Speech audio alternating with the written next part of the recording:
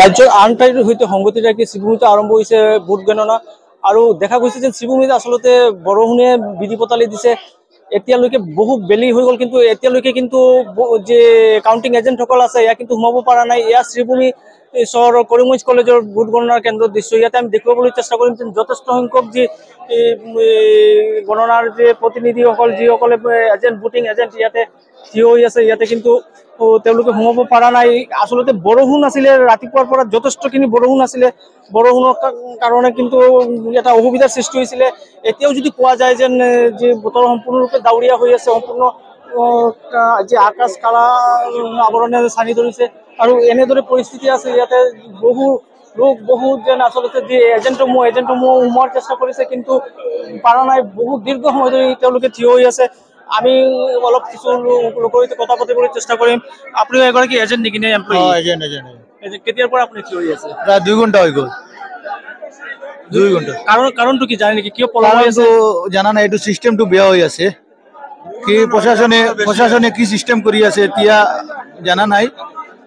এতিয়া কৈ আছে যে আৰু নহ'ব, ভিতৰত বোলে ফুল হৈ আছে।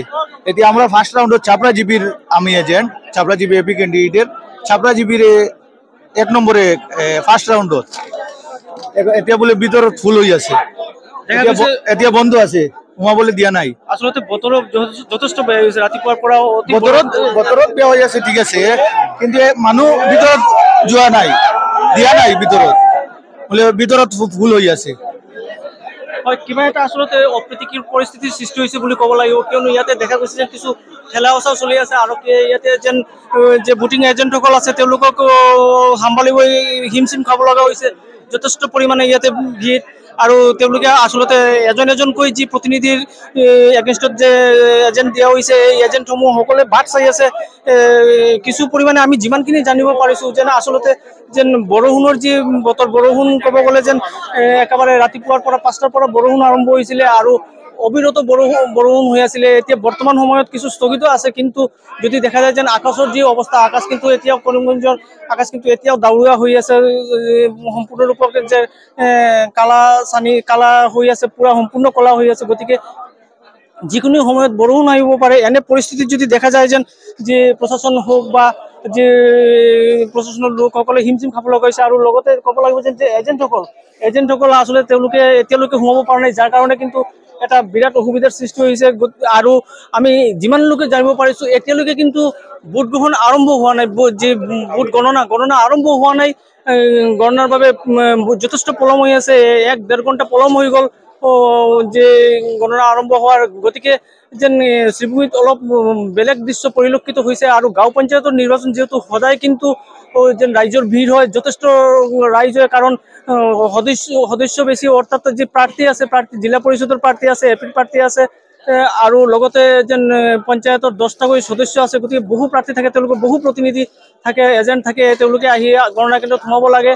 গতিকে এনে পৰিস্থিতিৰ সৃষ্টি হৈছে। যদি শ্ৰীভূমিত দেখা যায় এইবাৰ কিছু যদিও যেন এইবাৰৰ যে নিয়ম অনুসৰি কিছু লাঘৱ হৈছে যেন, কাৰণ দেখা যায় যদি শ্ৰীভূমিত 16টা জিলা পৰিষদ আসন আছে, 16টাৰ মাজত যে শ্ৰীভূমি চহৰত কেৱল মাত্ৰ 8টাৰ গণনা হৈ আছে, লগতে 2টা ক ডিষ্ট্ৰিক্ট গঠন হৈছে, ৰামকৃষ্ণনগৰ আৰু পাথাৰকান্দিত। এইখিনি ঠাইত 4টা যে আসনৰ জিলা পৰিষদ আসনৰ গণনা হৈ আছে। গতিকে ইয়াতে কেৱল মাত্ৰ 8টা যি জিলা পৰিষদ আসনৰ লগত সংগতি ৰাখি যেন আঞ্চলিক পঞ্চায়ত বা জিপি সদস্যসকলৰ গণনা ইয়াতে হ'ব, কিন্তু এইখিনি সাম্ভালিবলৈ কিন্তু প্ৰায় হিমচিম খাব লগা হৈছে প্ৰশাসনক।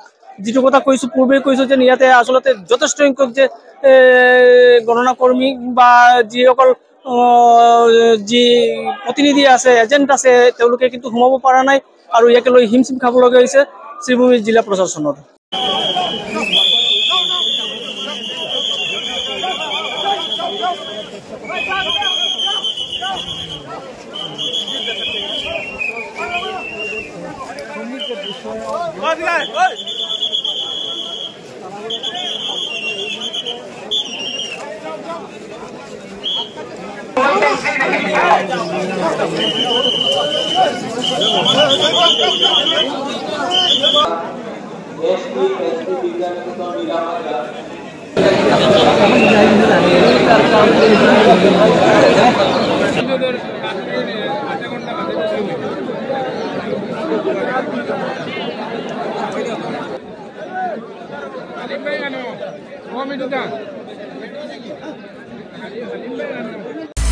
আপুনি বিচৰা বাতৰি পাব কেৱল নিউজ 18 এপত।